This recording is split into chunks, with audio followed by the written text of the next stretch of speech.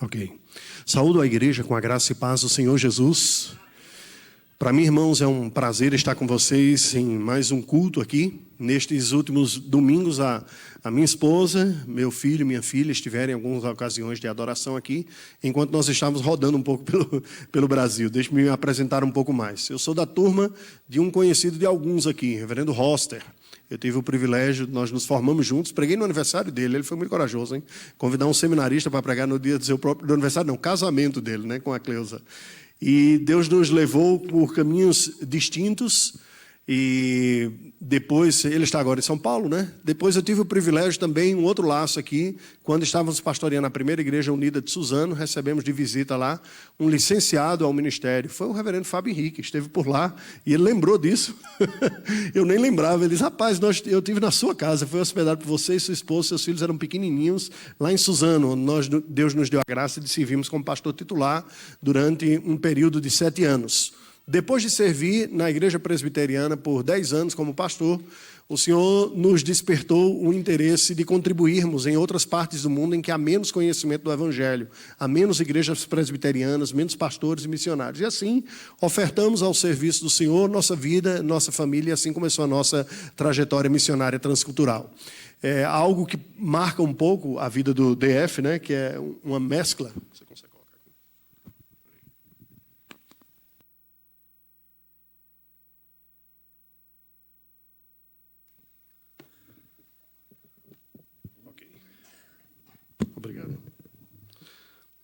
Obrigado. Eu prefiro assim que eu fico com as mãos livres.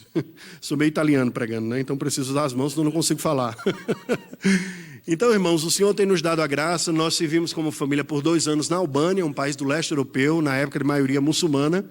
E depois regressamos para um período de cooperação na primeira igreja presbiteriana de Belo Horizonte, onde servi por 7 anos também. A minha esposa é do Sul, Veridiana, a jovem senhora que está sentada ali atrás, com a filha mais velha e o caçula.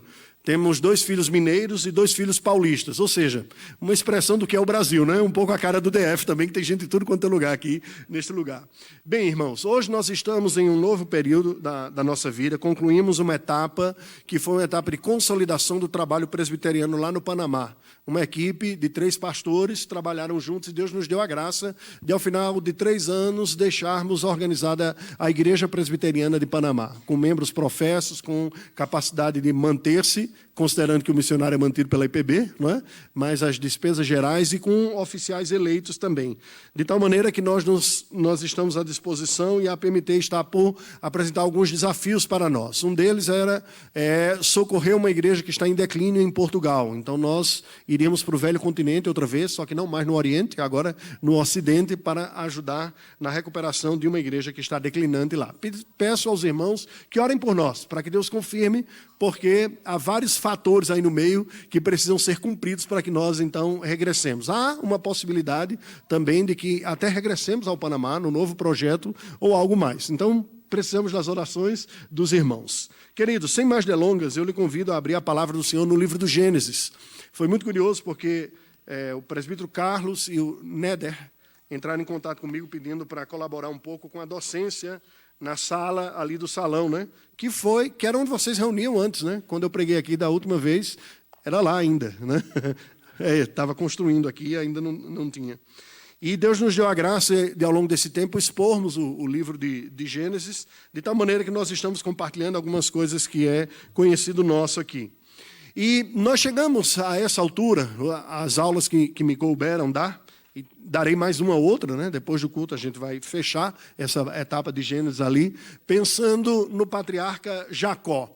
E eu confesso para vocês que Jacó é um destes personagens da Bíblia com os quais eu me identifico bastante, não é? A sua personalidade, o seu jeito aguerrido, essas idas e vindas que tem na personalidade de Jacó, sabe aquela sensação que diz, eu gostaria de ser melhor do que eu sou, mas eu não consigo, eu sei da vocação de Deus para a minha vida, mas parece que eu não estou à altura de tudo isso. Esses dramas todos na vida de Jacó são alguns desses dramas com os quais, pessoalmente, também me identifico. E eu gostaria de lhe convidar a ouvir a leitura da palavra do Senhor, que passo a ler agora, a partir do versículo 22 até o final, no capítulo 32.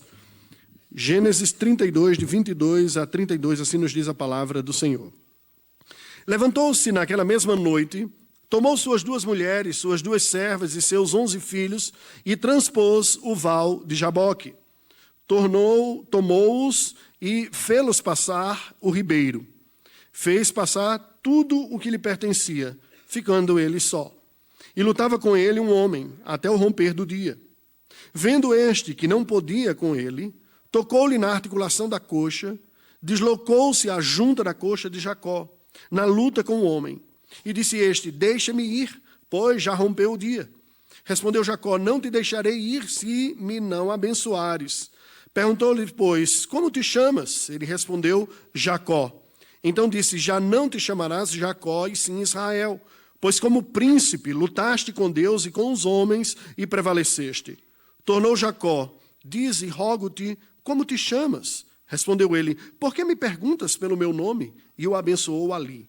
Aquele lugar chamou Jacó Peniel, pois disse: vi a Deus face a face, e a minha vida foi salva. Nasceu-lhe o sol quando ele atravessava Peniel e manquejava de uma coxa. Por isso os filhos de Israel não comem até hoje o nervo do quadril na articulação da coxa, porque o homem tocou a articulação da coxa de Jacó no nervo do quadril. Permita-me orar mais uma vez. Deus bendito, tua palavra acaba de ser lida. Nós somos absolutamente dependentes de tua graça. Suplicamos, Senhor, a assistência do teu Santo Espírito. Em nome de Jesus. Amém. Irmãos, como evangélicos, nós estamos normalmente acostumados a ouvir histórias dramáticas de conversões. Parece que causam uma espécie de uma impressão especial ao povo evangélico ouvir histórias de conversões muito fantásticas. Pessoas que viveram uma vida muito desregrada, imoral, distante de Deus, fizeram muitas coisas erradas, são alcançadas pelo evangelho da graça do Senhor, são convertidas e passam a servir a Deus. Isso nos causa uma impressão muito grande, porque certamente revela o poder de Deus de alcançar a vida de pecadores e de transformá-los. Mas quando nós olhamos a membresia das nossas igrejas, a maioria daqueles que compõem a membresia da igreja é constituída de pessoas que têm uma aproximação um pouco mais tranquila com o evangelho. Muitas vezes são filhos de crentes ou mesmo netos de crentes que já existem há algumas gerações caminhando no caminho do Senhor. E essas pessoas às vezes se tomam até um pouco assustadas com essas histórias, como que dizendo: será que isso ocorreu comigo também? Porque eu não experimentei nada disso. Não poucas vezes ouvi alguns jovens conversando comigo dizer: será que eu preciso ir lá para o mundo, quebrar a cabeça, fazer coisa errada para depois ter que voltar aqui e dizer: não, agora eu me converti mesmo, porque eu sei destas coisas desde pequeno, mas eu não sinto aquelas coisas tão poderosas como estas pessoas que estão aí costumam dizer. Bem, irmãos, a verdade é que a conversão ela é única na vida de cada pessoa. A maneira como Deus atrai um dos seus eleitos a si, ou cada um deles, é uma história muito particular. Cada um tem sua história, tem sua maneira de ver a vida, de encarar a palavra de Deus e de reagir à palavra de Deus. Alguns experimentam uma conversão rápida, instantânea, imediata. Outros passam por um processo de dúvida, de questionamento. Outros vivenciam essa aproximação e esse distanciamento da igreja de Deus. Nesta manhã, eu gostaria de, olhando essa experiência do patriarca Jacó, o terceiro patriarca de Israel, refletirmos sobre esta luta para a transformação espiritual. No caso de Jacó, uma luta literal, física, que envolveu ele e um encontro com Deus que ele teve naquela ocasião, descrita como atravessando o vale de Jaboque. Jacó luta com Deus em Jaboque. E é sobre isso que eu gostaria de falar com vocês nesta manhã, sobre conversão e sobre uma mudança dolorosa que ocorreu. A partir da experiência de Jacó, nós pensarmos na nossa própria vida, você na sua própria vida. Veja que o texto sagrado nos descreve primeiro uma história muito estranha. Entre os versículos 22 e 25 do capítulo 32 de Gênesis, ocasião em que Jacó estava regressando à terra prometida, vocês se lembram que mais de 2 décadas antes ele havia fugido de lá sob a ameaça do seu irmão Esaú de que ele seria morto, porque juntamente com a sua mãe Rebeca tramaram roubar a bênção que era para Esaú, que o seu pai Isaque havia já planejado no final de sua vida, ia passar-lhe o direito da primogenitura, e assim eles tramam aquilo, e quando Esaú sabe, ele diz: deixe só papai morrer, que você vai ver, Jacó, o que vai acontecer com você. Então, sob aquela ameaça, conversam Jacó e Rebeca, e diz: olha, é melhor você sair daqui e ir para a terra da minha parentela, diz a sua mãe. Vai lá para Ur, como para a região de onde eu vim, se case por lá com os parentes, vamos deixar abrandar a ira aqui do seu irmão. Ocorre que os planos não foram executados de uma maneira tão bonita como eles pensavam que seriam.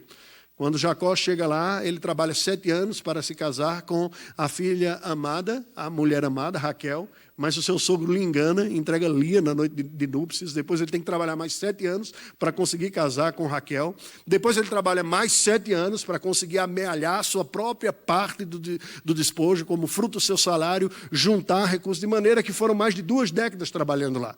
E é dentro desse contexto que ele, então, depois de tudo isso, quando a situação já está tensa lá na região da Caldeia, que ele decide voltar à terra prometida, aquela que Deus anunciara que seria da descendência de Abraão e que, portanto, passava por Jacó. Só que Jacó volta para a terra prometida com medo muito grande. Tem na sombra da sua memória aquela ameaça de morte de seu irmão. Ele diz, você tentou tirar vantagem de mim por mais de uma vez, então a situação vai ficar ruim para você. E aquilo atormentava a alma de Jacó, de maneira que ele desenvolve uma estratégia, manda um grupo primeiro, manda um grupo segundo, manda presentes para Esaú, vários, tentando aplacar a ira para ver, eu espero que agora esteja tudo bem, que ele perceba que eu não tenho nada contra ele, mas pelo contrário, estou dando presentes em abundância. E é no meio deste encontro dele, com Esaú, desta preparação deste encontro, que ele, estando naquele lugar, Deus lhe aparece de uma forma muito especial. Tendo levantado o acampamento naquela noite, Jacó, as suas esposas e os seus filhos atravessaram o val de Jaboque com todos os seus pertences, no meio desta tensão. O local onde se deu este encontro espetacular entre Deus e Jacó, Peniel, era situado num vale, chamado Vale de Jaboque, a pouco menos de 20 quilômetros da região de Maanaim, perto do rio Jordão. E naquela altura da noite, como que semelhante a homem se aproxima de Jacó e trava uma luta com ele. E eles lutam durante toda a noite até o dia nascer.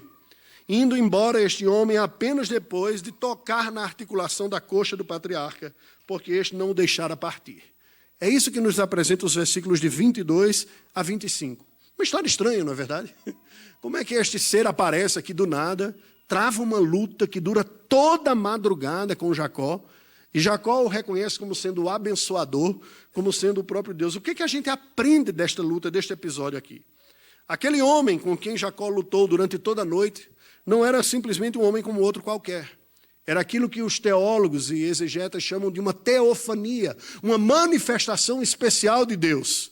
Ou, possivelmente, até mesmo alguns vão dizer, uma aparição do Cristo pré-encarnado, o próprio Filho de Deus, antes de assumir a humanidade, em algumas poucas ocasiões, aparece sob esta condição materializada, humana. Depois, apenas com o seu nascimento, ele se tornaria homem, mas ele aparece. Não deixa de ser uma realidade muito estranha. Foram poucas as vezes na história bíblica em que Deus se manifesta dessa forma tão especial. Nós temos, por exemplo, Deus se manifestando e falando com Moisés através de uma sarça que queimava, mas não pegava fogo, né? Estava o fogo lá, mas ela não queimava. Como é isso? Certamente foge das leis da física neste caso aqui. Esta manifestação sobrenatural, abundante de Deus, além das leis da física, aqui ocorreu também. Mas nós vemos alguns indícios aqui desta manifestação divina. Este homem com quem Jacó está lutando é aquele que era capaz de transformá-lo. Era aquele que Jacó reconhecia como sendo o único que podia mudar a sua própria vida. E depois dessa noite toda de luta, ele então despede-se Jacó, ferindo-lhe a coxa. O que é que nós podemos aprender deste ponto aqui? Essas teofanias, estas manifestações divinas, tiveram ao longo da história antiga um propósito de Deus revelar-se especialmente ao seu povo. Lembremos que àquela altura não havia Bíblia. A Bíblia começa a ser escrita com Moisés. O livro de Gênesis, que narra este episódio, só seria escrito séculos depois. O conhecimento que havia de Deus entre o povo de Deus era um conhecimento que era passado geração após geração de maneira oral, de tradição oral. Mas durante este período, Deus não se deu a conhecer apenas através da tradição oral. Vez por outra, ele interveio em situações distintas e especiais para mostrar que ele é o Deus da história, que ele está presente, está cumprindo na história o seu plano redentor. Aqui é um desses momentos. Deus entra e aparece na vida de Jacó. Em um momento de temor, de receio, de insegurança, de dificuldade, de retorno, de mudança de vida já, voltando da terra da Caldeia para a terra prometida, Deus então lhe aparece. O que essa história diz para nós hoje, a igreja de Deus? Nós devemos reconhecer em primeiro lugar, irmãos, preste atenção, a absoluta soberania de Deus de revelar-se ao ser humano. Jacó não estava buscando por Deus, ele não estava orando, ele não estava pedindo que Deus se revelasse. Ele não estava fazendo campanha de semanas, Deus se revela a mim, ou coisa desse tipo. Ele estava morrendo de medo do encontro com seu irmão, se sentindo fragilizado, inseguro, no meio de muita prosperidade que ele conseguiu. E a esta história toda de insegurança e de medo muda com o próprio Deus entrando na sua vida e aparecendo. Como havia ocorrido de forma semelhante no seu antepassado, a Abraão, que vivendo na Caldeia, Deus lhe aparece e diz, eu tenho um projeto para a sua vida e para a sua descendência. E aqui Deus está ratificando, você faz parte desse projeto. Como é que você está tocando a sua vida? Basicamente é isso. Irmãos, embora não estejamos mais vivendo na época dos patriarcas, embora estas manifestações sobrenaturais, teofânicas de Deus, não seja mais a maneira como Deus se revela, mas continua sendo absolutamente verdadeiro que quando um pecador conhece a Deus, isto veio por iniciativa divina. Foi Ele que veio ao nosso encontro. Foi Ele que fez ouvir a sua voz em nossos ouvidos. Foi Ele que marcou o encontro conosco. Foi Ele que nos chamou para si.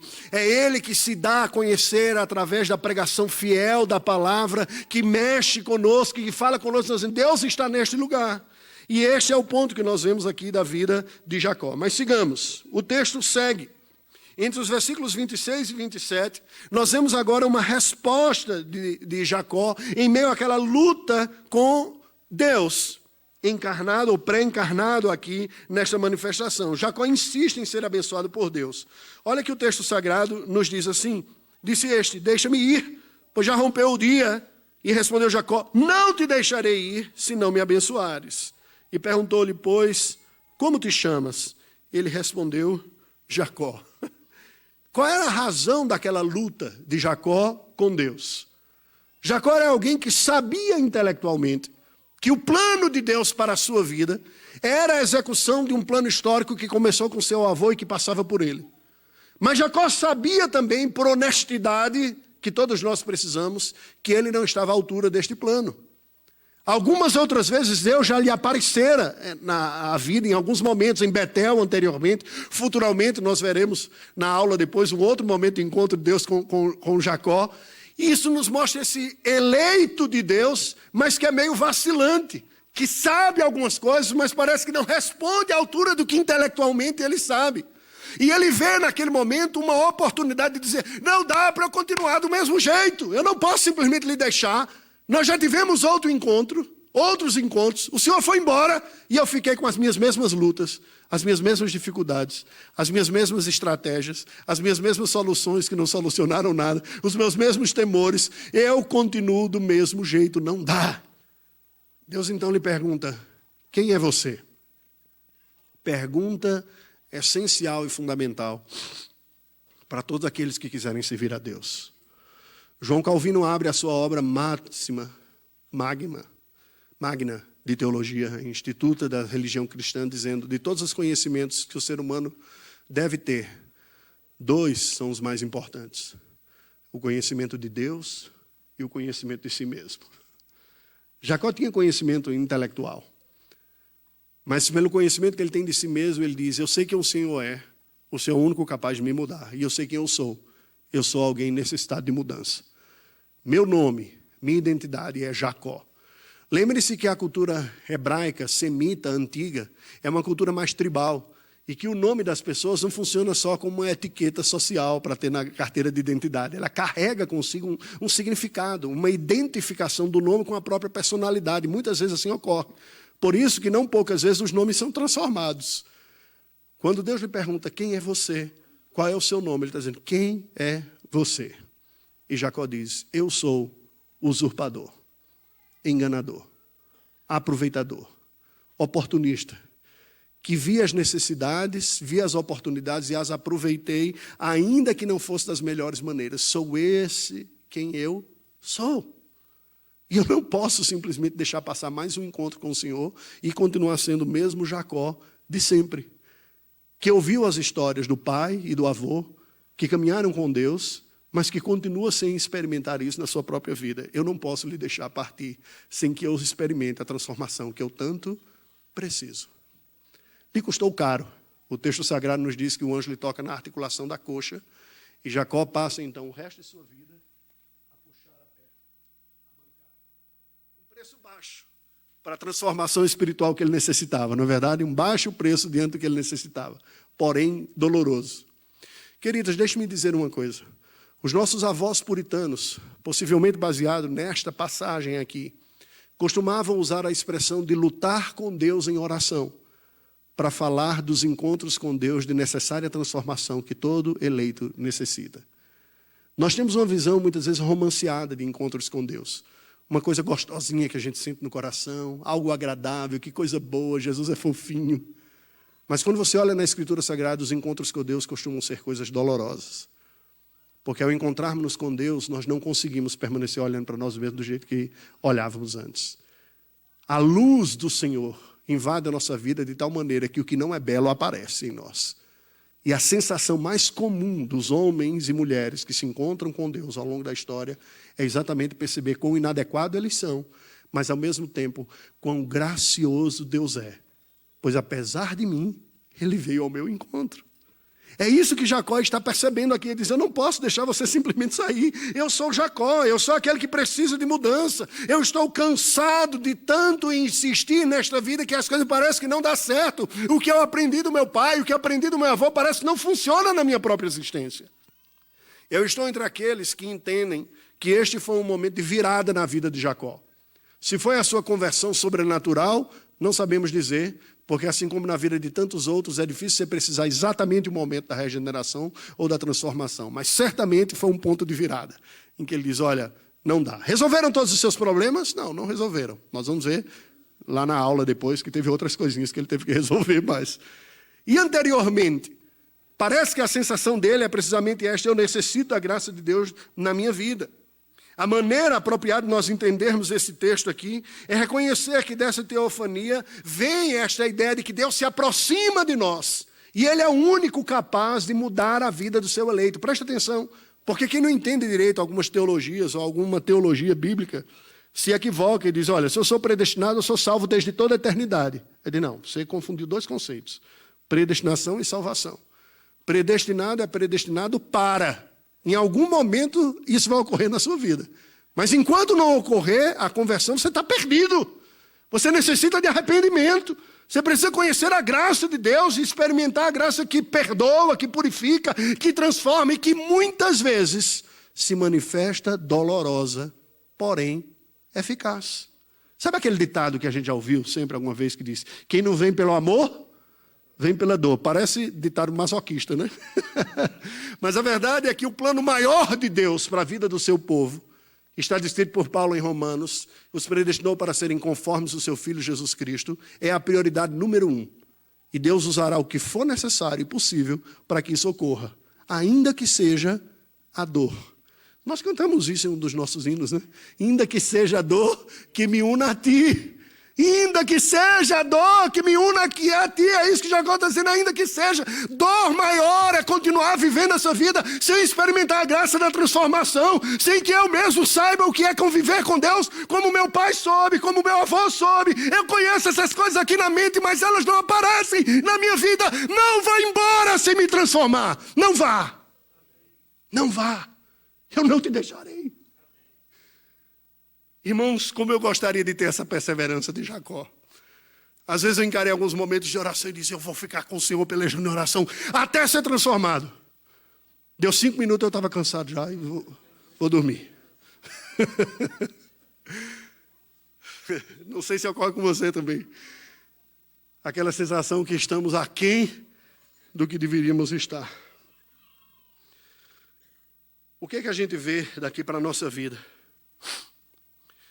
Não é sábio esperarmos experiências sobrenaturais como essas teofanias para nós hoje. Ver Deus encarnado, uma visão.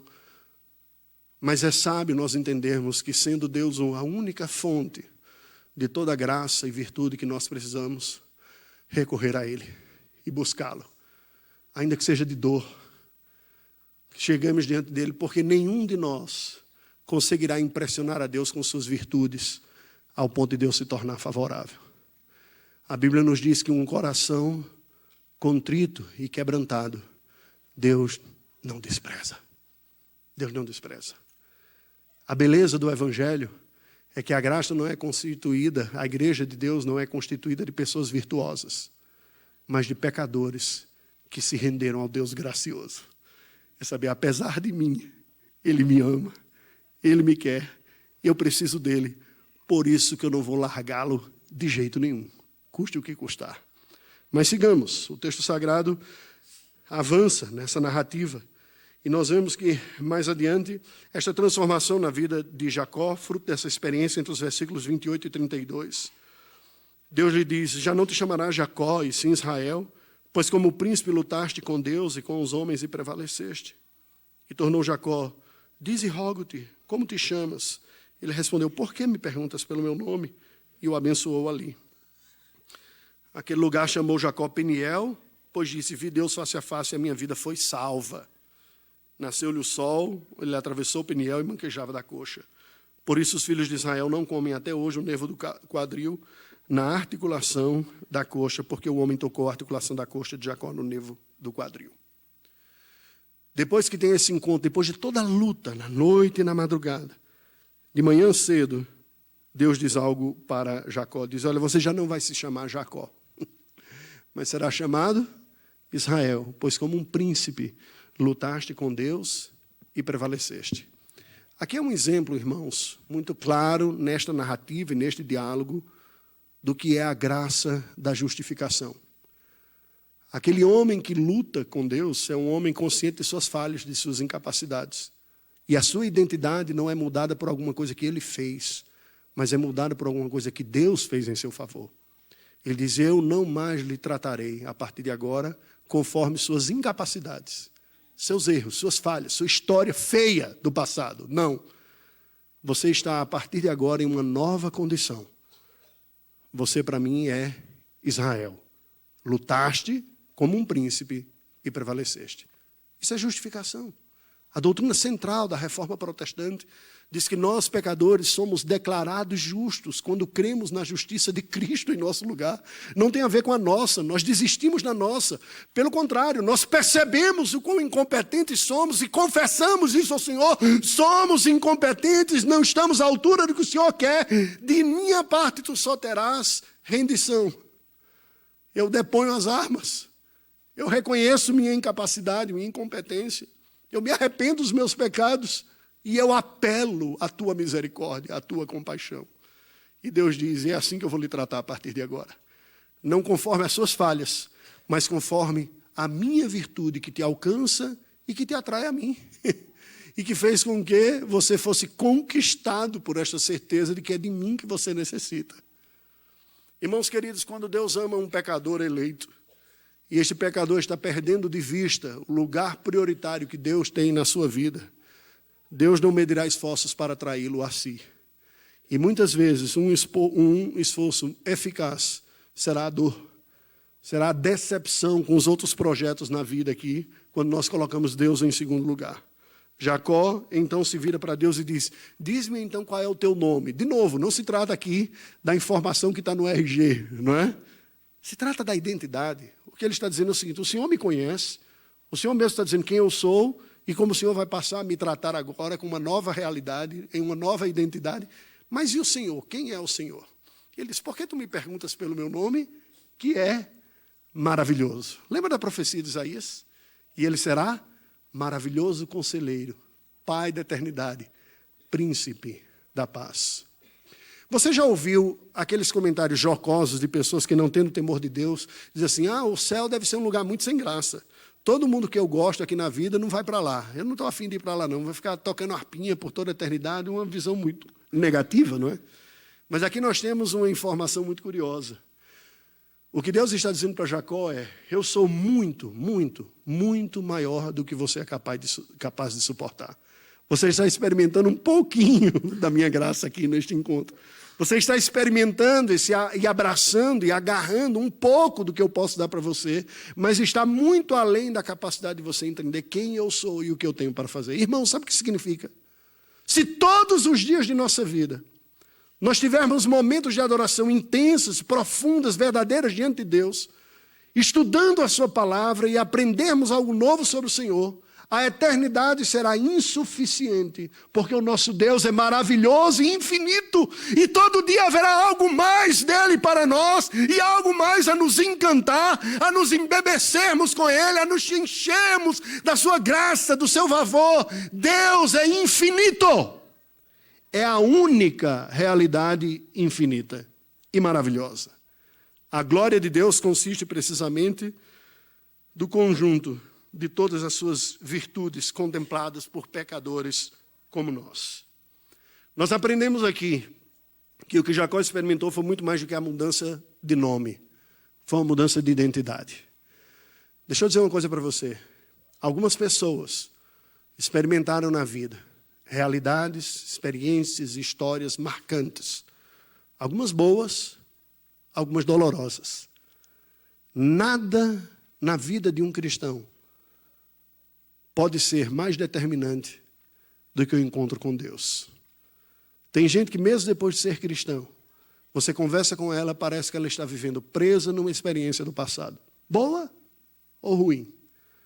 Pode ser uma doença, pode ser uma tragédia financeira, e ela está sempre se lamuriando daquilo que experimentou. Oh, minha vida, como é difícil, como é cruel. Olha o que eu experimentei, olha quem eu sou, olha como é cruel. Eu, particularmente, até desconfio de gente que é muito piedosa. E quando você fala com ela, ela sempre fala quão pecadora e terrível ela é. É verdade, nós somos piores do que a gente imagina. Mas também é verdade, como dizia Tim Keller, de que nós somos mais amados do que nós temos consciência. O mesmo Deus que perdoa é o Deus que nos dá uma nova identidade. A nossa vida não pode ser marcada pelas tragédias do passado, nem pelos sucessos. A nossa vida há de ser marcada por Deus, quem Ele é. Esta é a única identidade que durará por toda a eternidade, porque passará o céu e a terra, mas as palavras do Senhor não hão de passar. Quem Ele é, o que Ele fez por nós e o que Ele fará ainda por nós, é isso que deve marcar a nossa vida para todo sempre. O resto é circunstancial. A nossa saúde ou a falta dela, os dígitos da nossa conta bancária, ou o pouco, né, ou o grande, a nossa beleza, os mais belos daqui, acredite, por mais que você faça botox, recomposição facial, sei lá o que foi aí, né, vai perder essa beleza aí. Agora, a nossa identidade em Deus, ela será para todo sempre. E às vezes nós precisamos sofrer uma dor para mancar no resto da vida, para conseguirmos perceber que o mais importante nós temos em Deus e em Cristo. Vamos orar ao Senhor, curve a sua cabeça, coloque sua vida diante de Deus. Deus bendito e todo-poderoso, te louvo pelo teu amor, pela tua misericórdia, pela tua iniciativa graciosa de vir ao encontro de pecadores como nós. Tu és o único que nos conheces real e completamente. Tu sabes das nossas lutas, deficiências, das nossas desculpas, da nossa leniência, das nossas dores, nossos sofrimentos, das nossas alegrias. Entretanto, Senhor, nada que construímos em nossa vida, nada se compara àquilo que só Tu podes fazer por nós. Receba nossa gratidão nesta manhã, nós te pedimos. E pedimos que pelo poder do Teu Espírito, Tu renoves em nós uma consciência de uma nova identidade em Cristo Jesus. Como Teu povo, como pecadores perdoados, justificados, lavados e remidos no sangue do Cordeiro. Olha para nós em nossas lutas e ajuda-nos a tirar os olhos da nossa própria força e nossa energia. E quando parece que a vida está mais difícil do que nós sentimos que damos conta de suportar, ajuda-nos a termos os olhos voltados para Ti, Tu que és a fonte de toda boa dádiva e de todo dom perfeito. Abençoe profundamente, Senhor, esta comunidade local, esta igreja presbiteriana do Guará 2. Abençoe a vida de seu pastor, reverendo Fábio, lá em Volta Redonda. Abençoe este conselho que pastoreia este rebanho aqui. Abençoe estas famílias. E nos dê a graça de geração após geração conhecermos a Ti, Senhor, e caminharmos contigo em nossa vida. Oramos em nome de Jesus. Amém. Deus nos abençoe.